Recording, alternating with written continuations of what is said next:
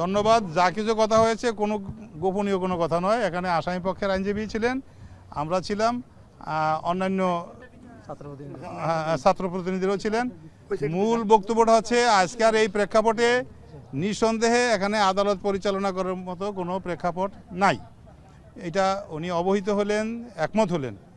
আর পরবর্তী তারিখটা কবে হবে আমরা এখান থেকে যাওয়ার পরে আসামি পক্ষের আইনজীবী এবং সরকার পক্ষের আইনজীবী সহ আমরা ওনার সাথে কথা বলবো। উনি আমাদেরকে ইনভাইট করে গেছেন, সেখানে আলোচনা করে আজকেই জানিয়ে দেওয়া হবে পরবর্তী তারিখ, এবং এটা চেষ্টা করা হবে দ্রুততম সময়ের ভিতরে এটা তারিখ নির্ধারণ করার জন্য।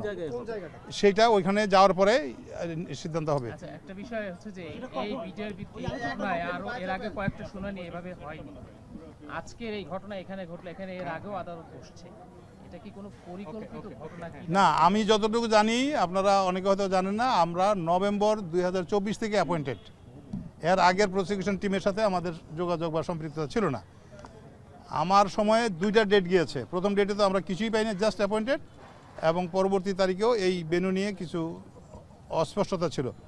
আজকে আমরা সবাই, আমাদের প্রসিকিউশন পক্ষ, আমার জানা মতে বিচারক মহোদয়, এমনকি আসামি পক্ষ চেয়েছিলেন যে আজকে একটা নিষ্পত্তি হোক। আমরা আন্তরিক ছিলাম যে হ্যাঁ নিশ্চয়ই আমরা এটা করে ফেলবো, কিন্তু বাস্তবতা এই যে এটা করা হয় নাই, এইটুকুই বলি, ব্যাখ্যা দেওয়ার দরকার নেই।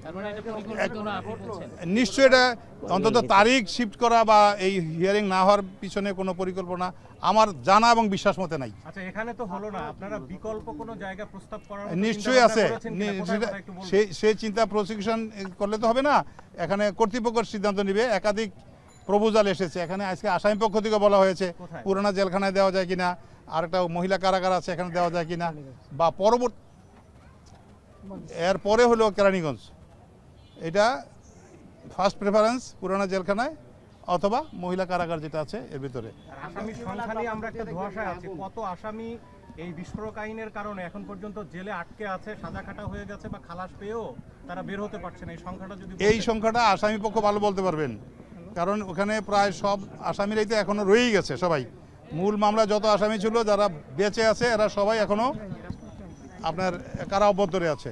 এর ভিতরে বিভিন্ন মেয়াদের সাজা, খালাস সব কিছুই আছে। কাজের সংখ্যা যা আছে ওইখানেই রাফলি নিশ্চয়ই আছে, কেন থাকবে না? সেটা কত হতে পারে? হতে পারে না, সব সংখ্যায় তো 800 প্লাস হলো টোটাল আসামি। এখনো কারাগারে আছে, সবাই আছে যারা বেঁচে আছে। বিষয়টা কি হবে? এই যে এজলাস কক্ষে আগুন ধরায় দিল, এই বিষয় তো আমাদের আমরা শুধু দেখলাম এটা হয়েছে, আমরা এর বাইরে তো এটার সাথে সম্পৃক্ত না, বলতে পারবো না। তবে যারাই করেছেন এটা আমরা মনে করি যে রাষ্ট্রীয় সম্পদ, এটা আলিয়া মাদ্রাসাই হোক আর ব্যক্তি প্রতিষ্ঠানই হোক আর সরকারি হোক, কোনো সম্পদ এভাবে ধ্বংস হোক এটা একজন নাগরিক হিসাবে আমি চাই না। এটা অনাকাঙ্ক্ষিত। সেটা তো রাষ্ট্রের অন্যান্য এজেন্সি আছে, সংশ্লিষ্ট কর্তৃপক্ষ যারা আছে নিশ্চয়ই তারা দেখবেন।